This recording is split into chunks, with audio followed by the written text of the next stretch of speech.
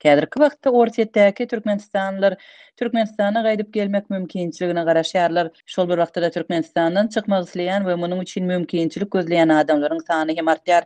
Covid-19 pandemiýasy bilen baglanyşykly çäklendiriji çäreleriň berkidilmegine garamazdan Türkmenistanda ilatyň arasynda ýurdy terk etmek islegler saklanýar. Adatlyň çeşmelerine görä diňe Moskwada adyndan 2,5 müň adam Orsetden Türkmenistana guralýan uçuşlara garaşýar. Sanawlar Türkmenistanyň ilçihanalarynda düzülýär we olara diňe ähli resmi namalary bar bolan raýatlar girýär.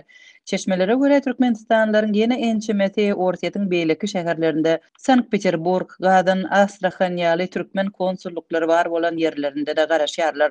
Bu aralykda Azatlyk radiosynyň Türkmenistandaky habarçylary ýurtdan çykmagyň örän kyndygyny habar berýärler.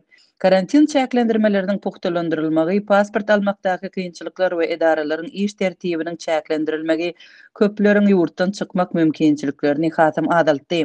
Adatlyk bilen anonim gürleşen türkmen resmileri ýyladyň ýurtdan gitmeginiň hökümetde alada döredýänligini aýdarlar. Prezident Migrasiýa we Daşary işler ministrligine her dürli sebäp bilen ýyladyň gitmeginiň öňüni almagy tapşyrdy diýip habarçymyz anonim şertlerde gürleşen resmileriň birini çekerler. Onuň sözlerine görä prezidentiň bu buýrugy Türkmenistany terk etmek isleýänleriň köpdigi we bu meselede Orset'iň ilçihanasynyň Türkmenistandan uçar gatnawynyň sanyny köpeltmek baradaky teklibi bilen baglanyşykly.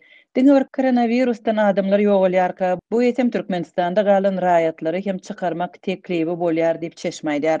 Adatlyň çeşmelerine görä ýurt demografik kriziň golaýynda. Ýurdun häkimetleri ilatyň 2,7 milliona çenli adalanlygyny anyklapdyr. Bu ýeşlik iqtisady krizis sebäpli durmuşyň ýygydarly yaramazlaşmagy köpleri iş gözläp ýa-da hat amatly şertleri isläp ýurdy terk etmäge mejbur edýär. Häkimetler hem öz gezeginde demografik krizisiň bardygyny resmi taýdan ikrar etmeýärler. Ýöne raýatlaryň gitmeginiň öňüni almak üçin dürli çäreleri görýärler. Şol sanda pasport bermegiň gijikdirilmegi we ret edilmegi, döwlet edaralarynyň işgärlerinden pasportlaryň elinden alınmagy, türkmen raýatlarynyň daşary ýurt pasportlarynyň ýüze bermek üçin olara batyş etmek we ýurtdan çykmakda dürli päsgelçilikleri döretmek ýaly hereketleri edýärler. Bu aralykda Garaşsaz Neşir Türkmen News Orsetden Türkmenistana türkmen raýatlaryny alyp barmak üçin gatnawlaryň sanynyň köpelýänligini habar berdi. Neşiriň maglumatyna görä, indiki 2 aýda Orsetden Türkmenistana 6 sany charter reýsi guralar.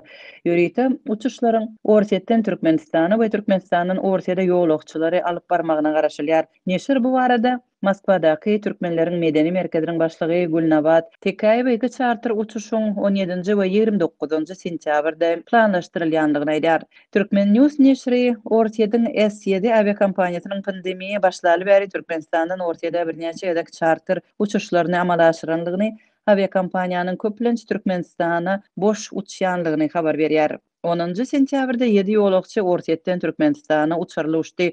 Uçar Türkmenistandan Orset'e bolsa 171 ýolagçyny alyp gitdi diýip neşir ýazýar. Türkmenistan geçen ýylyň awgust aýynda koronavirus pandemiýasy sebäpli daşary ýurtlara gidýän raýatlaryny ýygyna getirip başlady. Türkmenistanyň daşary ýurtlara adaty howa gatnawy 2020-nji ýylyň 17-nji martynda besedildi.